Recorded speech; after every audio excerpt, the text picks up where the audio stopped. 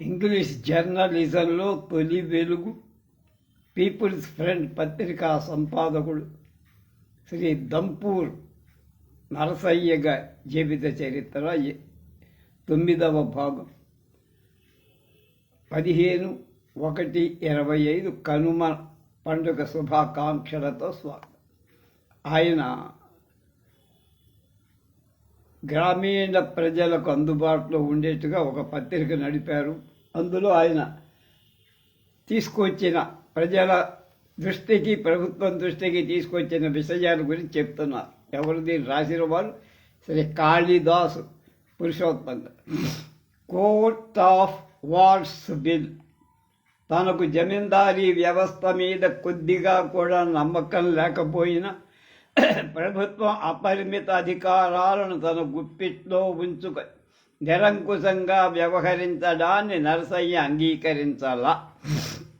Court of wards బిల్లును ఆయన తీవ్రంగా వ్యతిరేకించి ఆయన జమీందారుల మీద సానుభూతితో రాసిన వ్యాసం ఇదొకటి. ఈ వ్యాసంలో చట్టసభ పరిశీలనలో ఉన్న ముసాయిదా బిల్లులోని లోపాలను బహిర్గతం చేశారు. శారీరక మానసిక వైకల్యం వల్ల తమ ఎస్టేట్లను పరిపాలించుకునే సామర్థ్యం లేని జమీందారుల ఎస్టేట్లను ప్రభుత్వం తమ ఆజమాయిషీలోకి తెచ్చుకోవటానికి ఈ బిల్లు నిర్దేశించింది. ఇంతటి నిరంకుశాధికారం ప్రభుత్వానికి ఉండకూడదు. ఇటువంటి పరిస్థితులు ఏర్పడ్డప్పుడు జమీందారీ భవితవ్యాన్ని తీర్మానించడానికి హైకోర్టు ఫుల్ బెంచీకి నివేదించాలి. ఒక జమీందారీ ఎన్ని చిక్కుల్లో ఉన్నా కోర్టు తీర్పు ప్రకారం ప్రభుత్వం నడుచుకోవాలి అని తన అభిప్రాయాన్ని నరసయ్య తెలియజేశారు.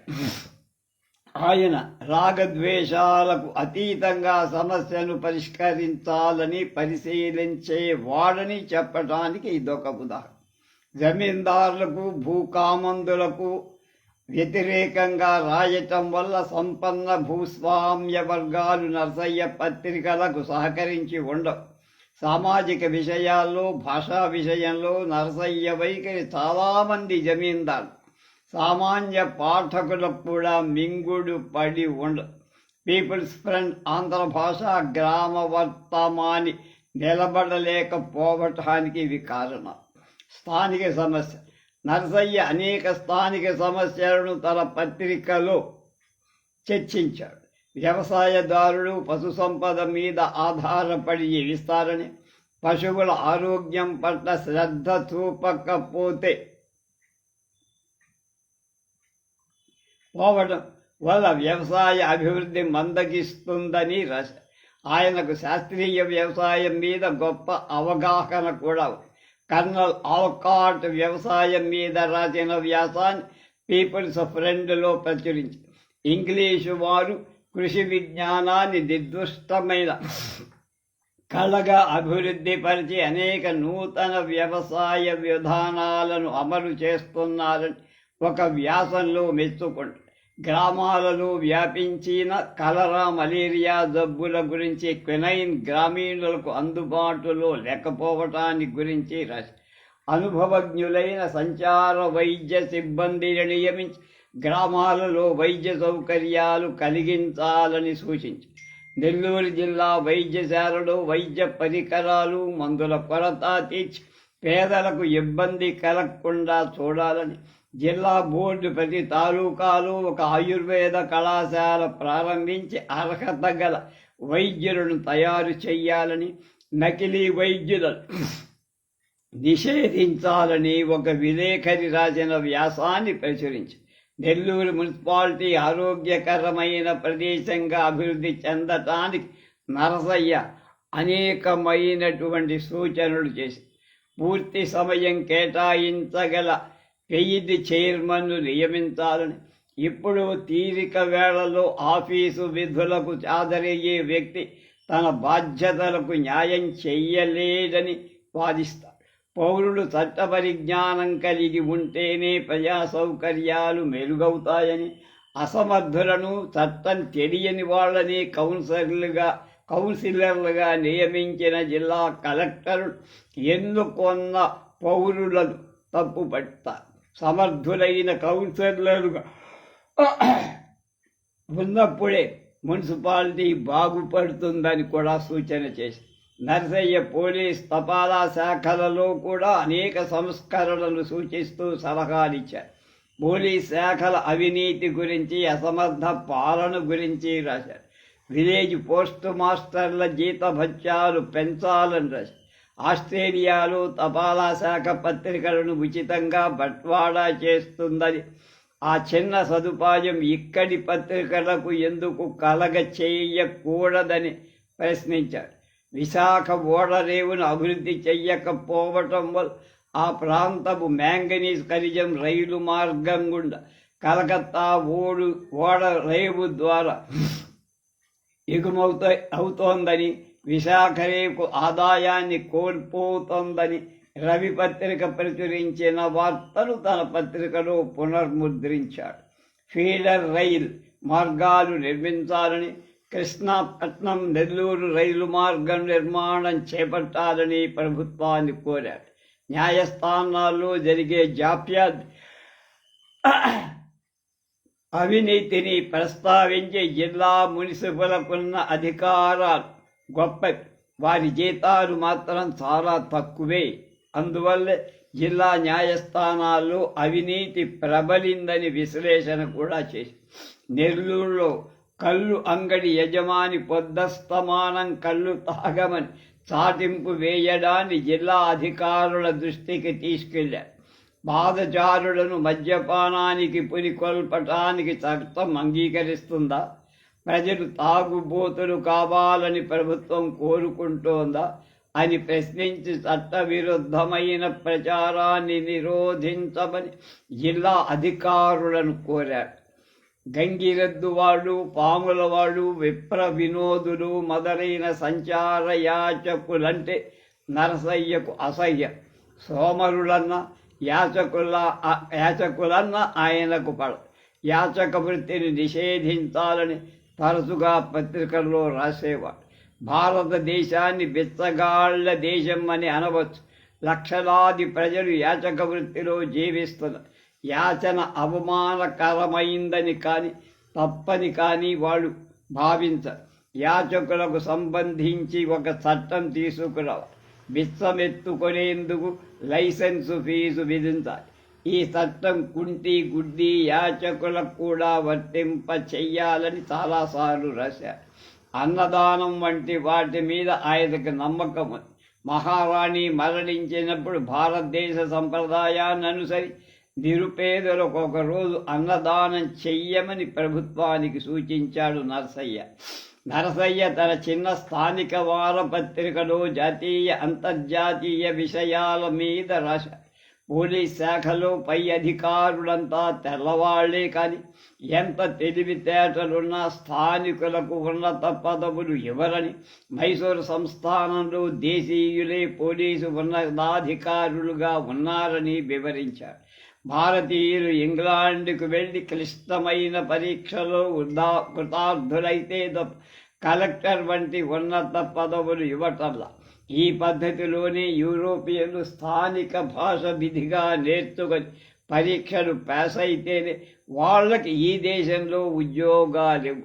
స్థానిక భాషలు నేర్చుకున్నందుకు ఇంగ్లీష్ అధికారులకు ప్రోత్సాహ బహుమతులు ఇవ్వటం ఏ న్యాయం అని కూడా ప్రశ్నించారు.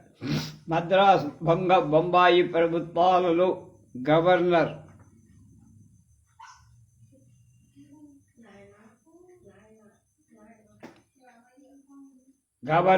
ఇద్దరు సలహాదారులు ఉన్నారని, ఇతర పరగణాలలో సలహాదారులు లేరని, సలహాదారుల నియామకం వల్ల ప్రజాధనం దుర్వినియోగం కావటం తప్ప ప్రజలకు వనగూడేదేం లేదని విమర్శిస్తారు. 10-20 వేల జీతాలిచ్చి, అంటే 10,000 20,000 గవర్నర్లను, గవర్నర్ జనరల్ను నియమించటం కంటే నిజాయితీ పరులైన ఆ దేశ సంపన్నులను ఆహ్వానించి 5-8 వేల జీతంలో సలహాదారులుగా నియమించవచ్చని, అందువల్ల ప్రభుత్వ వ్యయం కూడా ఆదాయమవుతుందని బ్రిటిష్ ప్రభుత్వానికి సూచన చేసింది. లెజిస్లేటివ్ కౌన్సిల్ సక్రమంగా జరగటం లేదని, నెలకొకసారైనా సమావేశం కావటం లేదని, గౌరవనీయులైన సభ్యులు అనేక మర్యాదవాచకం తమ పేరు ముందు చేరినందుకే సభ్యులు సంతృప్తి చెందినట్లు ఉంటోందని ఎద్దేవా చేశారు. కౌన్సిల్ సమావేశాలు కనీసం నెలకోసారైనా జరగాలని, అనధికార సభ్యులకు గౌరవ భృతి ఆనరోరియం ఇవ్వాలని ప్రతిపాదన. ఉప్పు పన్ను. నరసయ్య ఆంధ్ర భాషా గ్రామ వర్తమానిలో నెలలోనే 2 సార్లు ఉప్పు పన్ను మీద రాశారు. పాలకులు పేదల పట్ల కనికరం చూపటం లేదు. నిరుపేదలు గంజిలో వేసుకునే ఉప్పు ఎక్కువ ఖరీదుకు అమ్మటం అన్యాయమని తోచకపోవటం ఆశ్చర్యంగా అంటారు. ఆహార పదార్థాల మీద పన్ను విధించటమే తప్పు. ఆహార పదార్థాలన్నిటిలో ఉప్పు ప్రధానం. ఉప్పు మీద పన్ను విధించటం అన్యాయమైన చర్య. దీనికన్నా పోల్ ట్యాక్స్ విధించటం మేలు. మనుషులకు పశువులకు వినియోగించడానికి ఆరోగ్యం కాపాడుకోవడానికి సరిపడేంత ఉప్పు దేవుడిచ్చాడు. చట్టాలు తయారు చేసి పెద్ద అధికార గణాన్ని నియమించి పన్ను వసూళ్లలో లోటు రాకుండా పేదలను బాధించడం మహానేరం అన్నారు. ఉప్పు పన్ను చట్టాలలో సవరణలు తెచ్చిన వ్యక్తి ప్రజలు విముక్తి ప్రదాతగా దేవదూతగా భావిస్తారని ఆవేదనతో రాశారు. మద్రాస్ మహాజనసభ రైతు సంఘ కాంగ్రెస్ సంస్థను గురించి నరసయ్య అభిప్రాయాలు తెలుసుకునే అవకాశం లేదు. మద్రాసులో జరిగిన కాంగ్రెస్ సభలకైనా ఆయన హాజరయ్యాడు లేదో కూడా ఈ రచయిత అంటే కాళిదాసు పురుషోత్తంగా తెలుసుకోలేకపోయాడు. ప్రభుత్వ అనువాదకుడు ఆంధ్ర భాషా గ్రామ వర్తమాని మీద తయారు చేసిన రహస్య నివేదికలలో కాంగ్రెస్ ప్రస్తావనలు లేవు. ఆ పత్రిక నడిపే రోజులలో నరసయ్యకు మద్రాసు మహాజనసభ మీద అపార విశ్వాసం ఉంది. మద్రాసు మహాజనసభ స్థాపనలు, ఆ సంస్థ కార్యక్రమాలలో ఆయన క్రియాశీల సభ్యుడిగా పాల్గొని ఉంటాడనిపిస్తారు. ఏటా అఖిల భారత కాంగ్రెస్ సభలు జరుగుతున్న తాను భావించిన గ్రామ సంఘాలు మద్రాసు మహాజనసభకు అనుబంధంగా పనిచేయాలని అభిలషించటం వల్ల ఆ సంస్థతో ఆయనకున్న అనుబంధం స్పష్టమవు. ప్రజాభిప్రాయాన్ని కూడగట్టడానికి మద్రాసు మహాసభకు అనుబంధంగా గ్రామ రైతు సంఘాలు ఏర్పడాలని నరసయ్య పిలుపునిచ్చారు. దేశాభివృద్ధి కోసం ప్రజలు గ్రామ సంఘాలను, తాలూకా సంఘాలను, జిల్లా సంఘాలను నిర్మించాలని సలహా ఇచ్చారు. ప్రతి రైతు గ్రామ సంఘంలో సభ్యుడుగా ఉండాలి. ప్రభుత్వోద్యోగులు గ్రామ సంఘంలో సభ్యులుగా చేరడం ఆక్షేపణీయం కాదు. కానీ ఈ గ్రామ సంఘాలకు ప్రభుత్వోద్యోగులు అధ్యక్షులుగా మాత్రం ఉండకూడదని ఖండితంగా చెప్పారు. గ్రామాధికారులు గ్రామ సంఘాల అధ్యక్షులై ఆ సంఘాలను నిర్వీర్యం చేస్తారని లేదా ప్రభుత్వ అనుకూల సంస్థలుగా తయారు చేస్తారన్న ఆయన అభిప్రాయం అయి ఉంటుంది. ప్రతి సభ్యుడు కనీసం 1 అణాయిన సంఘానికి సభ్యత్వ రుసుం చెల్లించాలి. గ్రామ సంఘాలు వసూలు చేసిన చందా మొత్తంలో 3వ భాగాన్ని మద్రాసు మహాజనసభకు పంపాలి. ఈ సంఘాలకు సంబంధించిన ఒక విస్తృత ప్రణాళిక చర్చించారు. దేశ క్షేమానికి సంబంధించిన ప్రతి అంశాన్ని ఈ గ్రామ సంఘాలు చేపట్టాలని ఒక కార్యాచరణను ఊహించారు.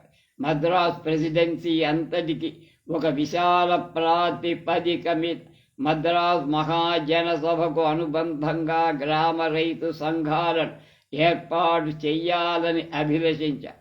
రాజకీయ కార్యాచరణకు ఒక ప్రాతిపదిక ఏర్పరిచారు. రైతు సంఘాల ఏర్పాటును గురించి నరసయ్య ముందు చూపు ఈ వ్యాసంలో వ్యక్తమవుతాయి. ఆంధ్ర భాషా గ్రామ వర్తమాని ప్రచురిస్తున్న కాలంలో నరసయ్యకు బ్రిటిష్ ప్రభుత్వం పట్ల సదభిప్రాయం. ఏవో కొన్ని లోపాలున్నా మొత్తం మీద దేశ ప్రజలు ఇంగ్లీషు పాలనలో బాగుపడ్డారనే సంగతి గుర్తుంచుకొని తమ సాధక బాధకాలు ప్రభుత్వ దృష్టికి తీసుకురావాలని ఒక వ్యాసంలో చెప్పారు. ప్రజాభిప్రాయాన్ని సమీకరించడానికి, వ్యక్తీకరించడానికి ప్రజా సంఘాల ఏర్పాటు, సభలు, సమావేశాలు, మహజర్లు, పత్రికలు సరైన వాహికలని విశ్వసించారు. ఈ 4 అంగాలు చక్కగా అభివృద్ధి చెందితే ప్రజలు హాయిగా జీవించగలరని భావిస్తారు. మేధావులు ఈ 4 సాధనాలను విజ్ఞతతో, శ్రద్ధతో వాడుకోవాలని సూచిస్తారు. ఆనాటి దేశ నాయకుల ఆలోచనలకు, నరసయ్య ఆలోచనలకు పెద్దగా తేడా ఉన్నట్టు నాకు అనిపించటం లేదు అంటాడు నరసయ్య. ఈ రచయిత కాళిదాసు. వందే మాతరం ఉద్యమం మొదలు కావడంతో దేశ రాజకీయాలు, ప్రజల అభిప్రాయాలలో పెద్ద మార్పులు సంభవించి ఈ ఉద్యమం ఆరంభమయ్యే నాటి నరసయ్య పత్రిక ఆగిపోయి ఆ ఉద్యమం గురించి ఆయన ఎలా స్పందించాడు నిరూపించటానికి ఆధారాలు లభించలేదు. మిత్రులతో కలిసి నెల్లూరులో స్వదేశీయ స్కూలు స్థాపించటానికి మంతనాలు సాగించినట్టు కనపడతారు. 1906 ఆగస్టు 8 దినచర్యలో కొమాండో నరసింహాచార్ called and we had some talk about our proposal స్వదేశీ స్కూల్ అని మాత్రం రాసుకున్నారు.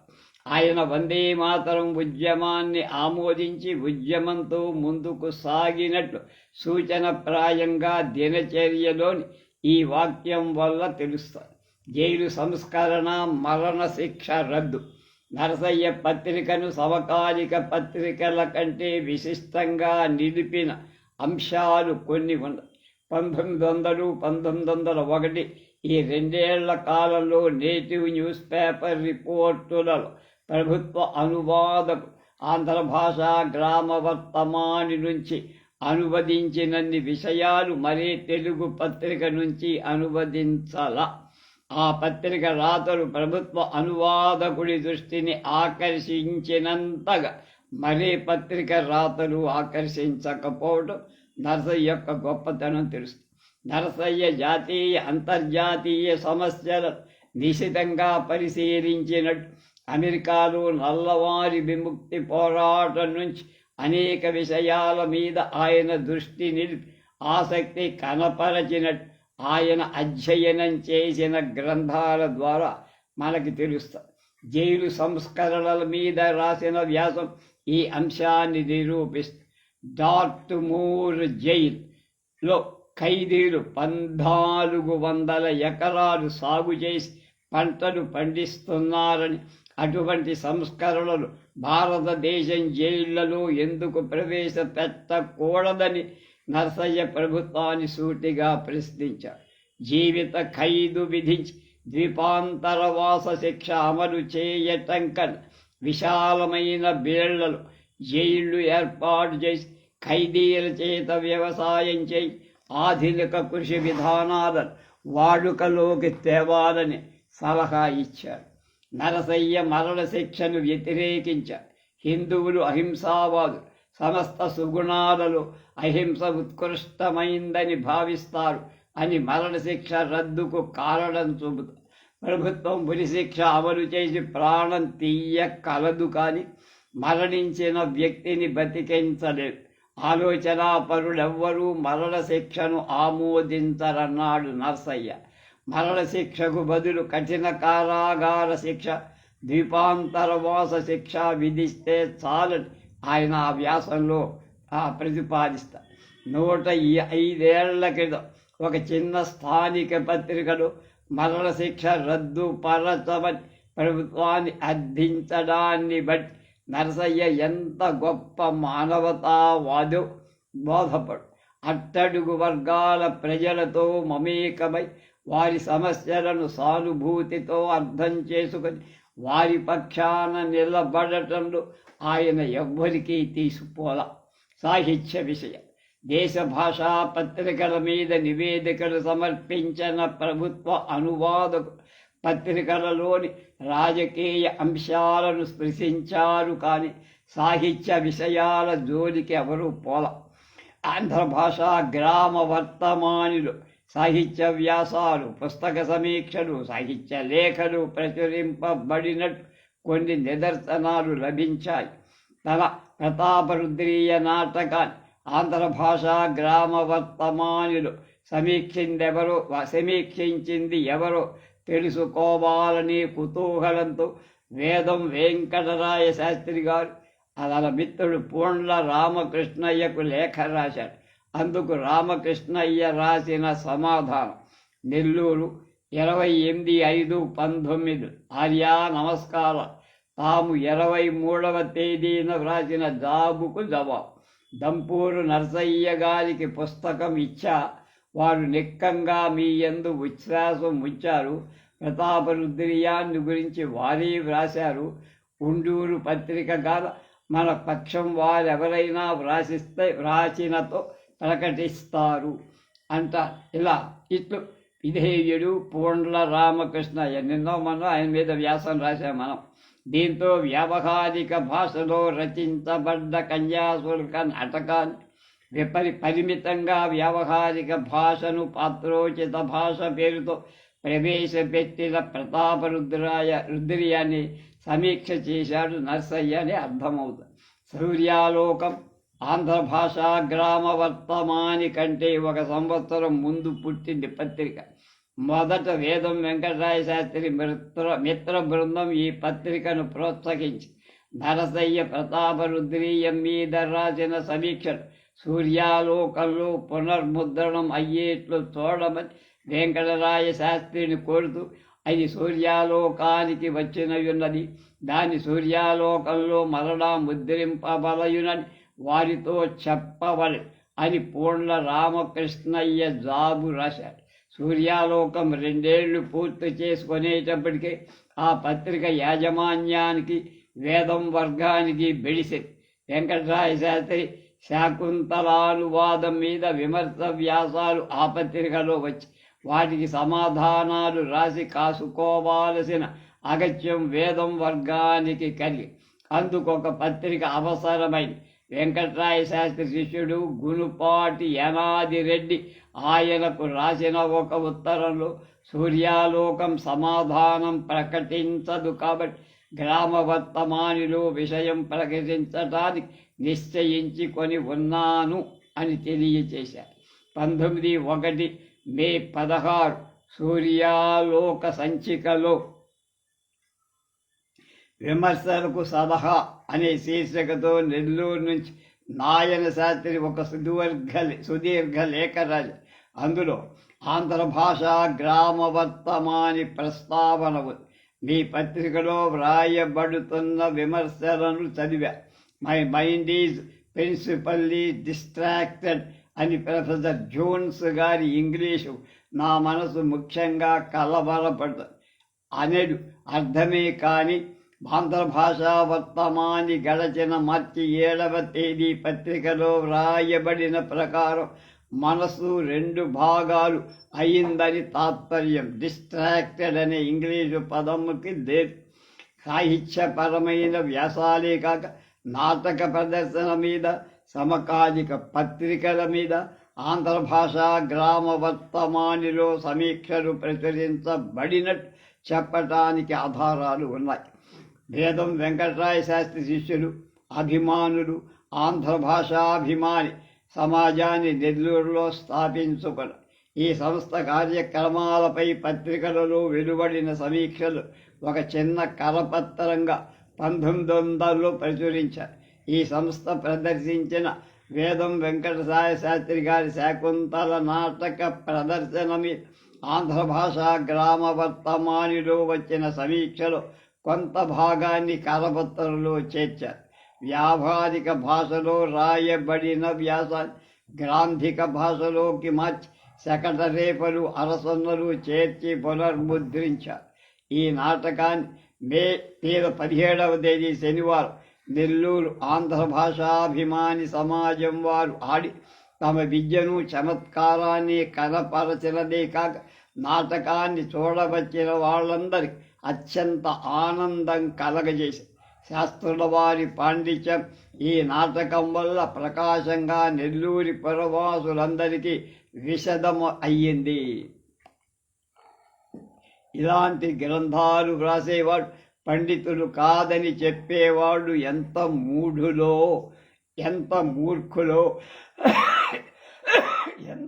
ఎంత దుర్వాదపరులో, ఎంత అసూయాపరులో ఊహించుకోవచ్చు. మొన్న నాటకాన్ని ప్రదర్శించిన సమాజం మెంబర్లంతా ఒకరిని మించిన వాళ్ళొకరుగా ఉన్నారు. అయినా వారిలో దుష్యంత మహారాజు వేషాన్ని ధరించిన వాడు అందరికంటే మిక్కిలి సమర్థ. అతడు బాల్య దశలో ఇంత విద్యా నైపుణ్యాన్ని ఈషన్మాత్రమైన సభాకంపం కూడా లేక కనపరచినందుకు మేము ఆట చూడవచ్చిన సభ 50 మంది చాలా సంతోషించాం అని నర్సయ్య గారు రాశారు. నర్సయ్య తెలుగులో రాసిందేమో మిగల్ల. అముద్రిత గ్రంథ చింతామణి పత్రికను ప్రశంసిస్తూ ఆయన ఆంధ్ర భాష గ్రామ వర్తమానిలో పేట్రియట్ పేరుతో ఒక సమీక్ష చేశారు. అందులో 2 వాక్యాలు ఇతర అభిప్రాయాలనే శీర్షికతో అముద్రిత గ్రంథ చింతామణి ప్రచురించింది. పూర్ణ రామకృష్ణయ్య గారి అముద్రిత గ్రంథ చింతామణి దివ్యమైన పత్రిక అనటానికి ఎలాంటి ఆక్షేపణ లేదు. సదరు అయ్యవారు మంచి పరిశోధకులు, భాషకు బహుపాటు పడేవారు. అముద్రిత గ్రంథ చింతామణి ఇచ్చిన 2 వాక్యాలు వాడుక భాషలో ఉన్నాయి. 1897 కన్యాశుల్క భాషను అంతగా స్వాగతించిన వ్యక్తి 3 ఏళ్లలో అభిప్రాయాలు మార్చుకొని ఉండడు. గ్రాంధిక భాషావాదులు పత్రికలలో వచ్చిన రిపోర్టులను కూడా వీర గ్రాంధిక భాషలోకి మార్చి ప్రకటించుకునేవాళ్ళు అని మనం అనుకోవాలంటున్నాడు కాళిదాసు పురుషోత్తంగా.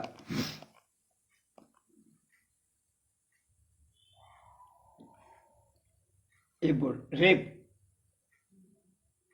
దంపూర్ నర్సయ్య దినచర్య, కొన్ని జీవిత విశేషాలు అంటే ఆయన డైరీ, ఆ డైరీలో రాసుకున్న విషయాలు రేపటి తెలుసుకో.